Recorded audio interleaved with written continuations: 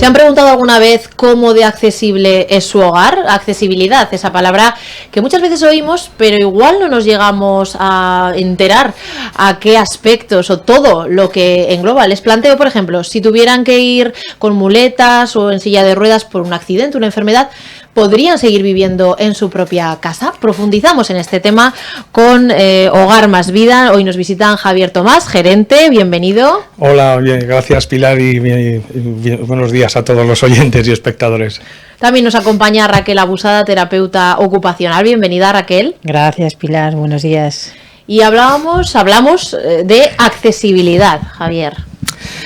Pues sí, es la accesibilidad universal, como bien comentabas antes, es uno de los objetivos fundamentales en Hogar Más Vida, ¿no? Como hemos explicado en otras ocasiones que hemos participado en tu programa, nuestro objetivo, nuestro principal compromiso es precisamente ese, el intentar eliminar todas las posibles barreras que nos encontramos dentro de nuestro domicilio, siempre intentando apoyarnos en esa accesibilidad universal, sobre todo porque comprendemos que es una necesidad importantísima, ¿no? Cuando hablamos de vivir en nuestro domicilio, todos queremos permanecer el mayor tiempo posible, en el caso de personas con una edad avanzada, pero también es necesario que nuestros cuidadores, nuestros familiares estén tranquilos. Entonces, nosotros buscamos dentro de esa accesibilidad fundamentalmente el poder permanecer el mayor tiempo posible en nuestra casa, sobre todo seguros y sobre todo, pues eso, con la tranquilidad y la autonomía fundamentalmente, ¿no? Porque ya no es solamente una cuestión de edad, es una cuestión de necesidades, ¿no?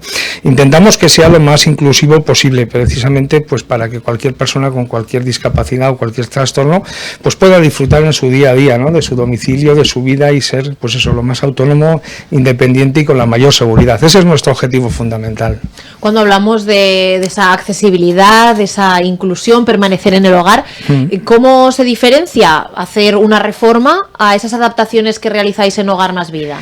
Pues realmente es importante, ¿verdad? Porque cuando muchas veces vienen pues clientes a comunicarnos, pues oye, que quiero reformar el baño, o quiero reformar el patio de entrada a la finca, o quiero reformar el entorno laboral donde nos estamos moviendo.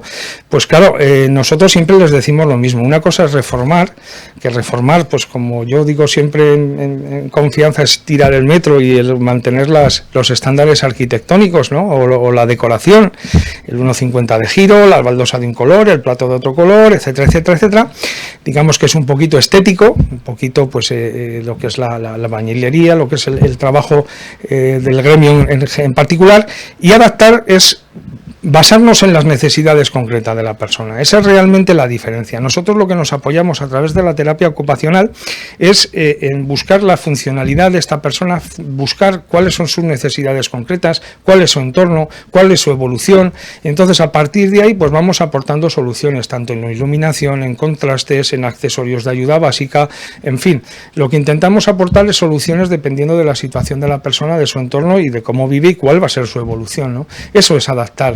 Preocuparnos de muchísimas más cosas que no solamente es cambiar un plato, una bañera por un plato o cambiarnos y poner un tirador, no, aquí influyen muchísimas cosas más que en muchísimas ocasiones, claro, pues necesitamos de la capacidad de una terapeuta ocupacional que es la que realmente sabe valorar todos estos pequeños detalles, pero que son importantísimos en el día a día a la hora de moverse con autonomía y sobre todo, como decimos, con mayor seguridad.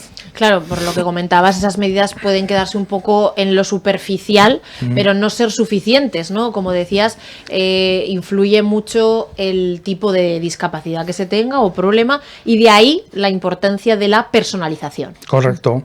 En muchísimas ocasiones, que desde aquí vuelvo a invitar a todos a que vengan a conocer el espacio Hogar Más Vida, que es una exposición única en Europa y bueno, pues entre las 9 reconocidas por el Ministerio de Asuntos Sociales aquí en España, cuando les explicamos un poquito lo que es el tema de los contrastes cromáticos, por ejemplo, la diferenciación de diferentes colores en las baldosas para que las personas que tienen problemas visuales puedan ubicarse dentro del entorno, o bueno, pues a la hora de compartir espacios, personas con silla de ruedas o con andador, con personas que no la necesitan, pues poder tener esa movilidad en los muebles, esa movilidad en el baño, o los diferentes accesorios de la ayuda básica, o bueno, cartelería en caso de problemas cognitivos.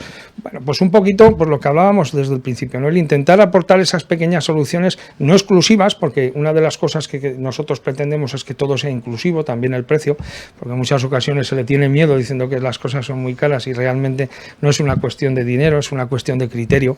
Yo siempre pongo el mismo ejemplo también, el poner un pequeño piloto de señalización en un interruptor, estamos hablando de céntimos, el poner una automatización en un encendido, pues estamos hablando de muy poquitos euros. ¿Cuál es la diferencia? Que nos proporciona una seguridad para poder movernos y desplazarnos tranquilamente por nuestro domicilio, ¿no? Por eso es lo que hablamos siempre, ¿no? El saber cuál es la situación de esa persona, en qué entorno se mueve, con quién la acompaña, qué evolución va a tener, etcétera, etcétera, es lo que la terapia ocupacional se encarga de valorar. Esos 500 o 600 puntos de control que tenemos dentro de cada vivienda son los que Raquel, en este caso, como responsable del departamento de terapia ocupacional, la que se encarga de ver in situ y de hablarlo con la persona y sobre todo también teniendo en cuenta la parte del gusto de las personas. También es otro de los fundamentos que Hogar Más Vida tenemos, ¿no? El intentar que esté lo más acorde a sus gustos, salir un poquito de ese estándar ortopédico, cuidado que no lo estoy criticando ni muchísimo menos, al revés, que todo es funcional y en un momento determinado pues nos viene fenomenal, ¿no? Pero intentar buscar telas, colores, intentar buscar soluciones que estén un poco de acuerdo con nuestros gustos también para intentar estar de una manera más normalizada y más a gusto en nuestro domicilio. Ahora que dices eso de los gustos, claro, también y lo del precio, ¿no? Que preocupa a mucha gente, también se tiene esa creencia de que las adaptaciones pueden resultar poco atractivas o afectar al diseño de una vivienda. ¿Cómo se logra combinar funcionalidad, accesibilidad, sin perjudicar el diseño? Pues teniendo en cuenta y mezclando pues todo el componente humano que estamos dentro de Hogar Más Vida, ¿verdad? Nosotros partimos de la premisa de que Raquel, en este caso, o la terapeuta ocupacional que revise la instalación, marca una serie de objetivos. Entonces ahí dentro de esos objetivos están las necesidades físicas o necesidades cognitivas o necesidades de cualquier tipo que necesite la persona y a partir de ahí vamos a buscar esas soluciones. Vamos a intentar que sea al gusto de esa persona, lógicamente. En el mercado pues tenemos diferentes sistemas, diferentes protocolos y diferentes productos que podemos ir adaptando de una forma u otra. Tenemos, por ejemplo, sillones que te permiten la movilidad, el ayudarte a la bipedestación, etcétera, etcétera, pues que salen un poquito de ese estándar del sillón que vemos habitualmente, ese negro de polipiel, que es un poquito grandote, etcétera, etcétera, que como digo antes es funcional y correcto y tal, pero también hay otros en el mercado pues que nos permiten jugar con telas, con colores, que nos permiten quitar el brazo para que la persona pueda hacer la transferencia, que nos permite pues el adaptar un mobiliario independientemente de las necesidades de la persona, simplemente colocando un motor y permitiendo que los muebles estén al gusto de esa persona o de su funcionalidad. O sea, es mucho más sencillo cuando te dicen lo que tienes que hacer, después ya buscaremos cómo, ¿no? Y después en cuestión de los sistemas que podamos implementar, por ejemplo, a la hora de un baño, el sistema automático es el mismo para un inodoro de una marca económica que podamos encontrar en cualquier lado que una marca de Yaco de ya, que sea la leche y cueste un dineral. Bueno, pues si cada uno tiene posibilidades de gastarse más dinero, de invertir más dinero en su gusto, pues fenomenal,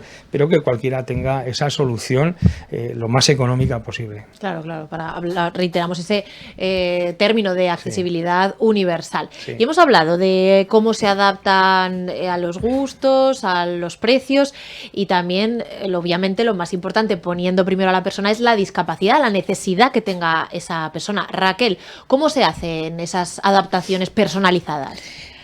Nosotros lo que tenemos en cuenta mucho es un enfoque específico para cada persona. O sea, no es lo mismo un abuelo que una persona joven, por ejemplo. Entonces, en cada caso lo hacemos específico para cada uno, es personal. Por ejemplo, una persona con discapacidad física no va a tener las mismas adaptaciones ni las mismas necesidades que una persona con discapacidad visual. Por ejemplo, una persona con discapacidad física necesita amplios espacios para moverse con seguridad y evitando caídas, que no haya obstáculos, etcétera. Entonces, lo que hacemos es, pues eso, que los desplazamientos verticales y horizontales sean lo más seguro y adaptado posible. Se pueden poner salvaescaleras, se pueden ampliar y poner puertas correderas, ampliar los huecos de las puertas, se puede incluso simplemente modificar el mobiliario de sitio, o sea que no necesitan tampoco una adaptación, simplemente con mover un mobiliario puedes dejar un pasillo despejado para el paso de una silla de ruedas. Por ejemplo, para personas que tienen discapacidad visual, pues simplemente colores para distinguir objetos, para señalizaciones en braille, en códigos QR. Ahora mismo tienes un montón de aplicaciones que se utilizan para señalizar objetos, para señalizar zonas, para señalizar instrucciones incluso. Entonces, las necesidades que tiene una discapacidad visual es que mejore la iluminación, por ejemplo, tengas bandas sonoras, texturas diferenciadas de cada objeto, simplemente, y es, por ejemplo, pintar una pared de un color distinto al de los muebles, entonces ya lo estás diferenciando, o poner en los interruptores distinto color de la pared. Y ahí estás mejorando para la discapacidad visual. Por ejemplo, para personas con discapacidad auditiva, señales visuales. Por ejemplo, están llamando al timbre o al teléfono y te sale una señal visual que te advierte de que alguien te está llamando al teléfono o alguien te está llamando a la puerta. O simplemente cuando ocurre una emergencia. Necesita que esta persona con discapacidad auditiva se entere de que hay una emergencia, pues con una señal visual ya lo mejoras. Personas con problemas cognitivos, con discapacidad cognitiva, la clave es el control de los estímulos sensoriales, la luz, el sonido. Entonces, una persona, por ejemplo, que tiene una familia, que tiene un niño con TEA, que necesita que las habitaciones sean relajadas, que no haya mucho estímulo visual, que sean tranquilas.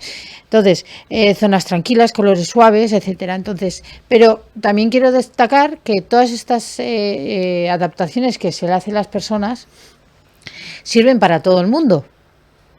Para todo el mundo, porque rebajar un portal a cota cero, por ejemplo, no solo beneficia a las personas con discapacidad, sino beneficia a las personas que lleven un carrito de bebé, un carrito de compra o una bicicleta o un patinete. No estar subiendo, que se ponga un salvaescaleras, lo mismo una persona mayor que va con un carrito, aunque no tenga movilidad reducida, ya el carrito, subirlo las escaleras ya le va a costar.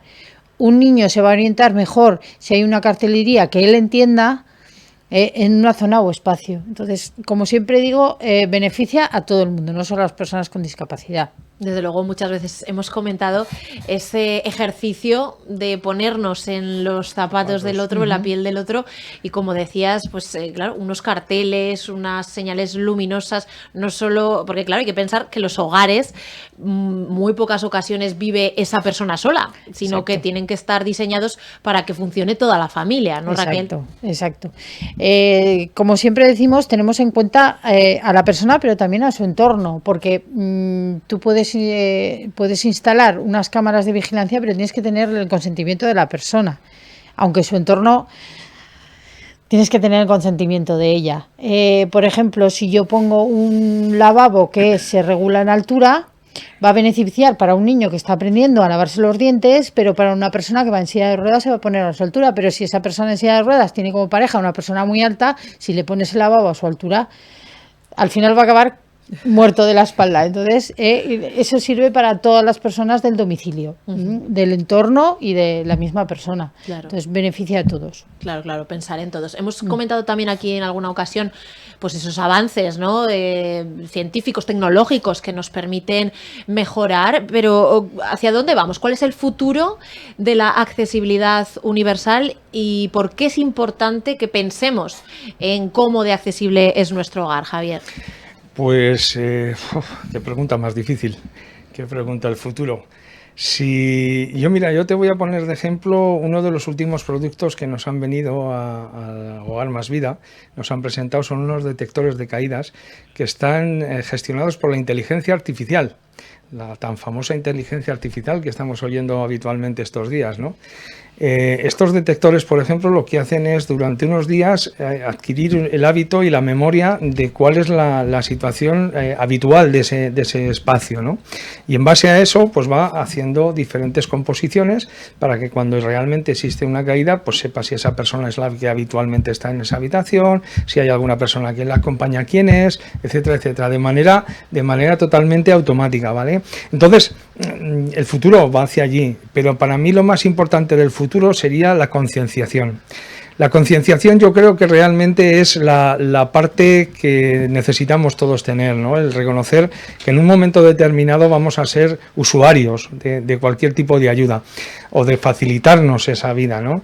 Que no solamente es una cuestión de la persona que va en silla de ruedas que solicita que se le adapte la puerta de entrada a la comunidad o de la persona que solicita que se le elimine la bañera, sino que realmente tenemos que intentar bueno, pues ser conscientes de que todo el mundo pues vamos a necesitar de manera transitoria, permanente o de cuando sea, pues el tener esa ayuda, ¿no? Una simple operación, un esguince, una caída, un accidente, bueno, pues para eso que recuerden que Hogar Más Vida estamos allí para aportar esas soluciones de manera inmediata, soluciones como bien decía Raquel, que en muchas ocasiones es quitar los muebles, despejar un poco la zona y permitir que sea lo más accesible ese entorno y bueno, y a partir de ahí, pues bueno, ya iremos viendo, ¿no? Cómo facilitamos esa vida y cómo le podemos mejorar la estancia y la seguridad. Bueno, pues con ese mensaje de pensar en la accesibilidad antes de que sea una necesidad urgente, nos quedamos. Raquel Abusada, terapeuta ocupacional, gracias por haber venido. Gracias. Y Javier Tomás, gerente de Hogar Más Vida, muchas gracias por habernos acompañado. Muchísimas gracias a vosotros.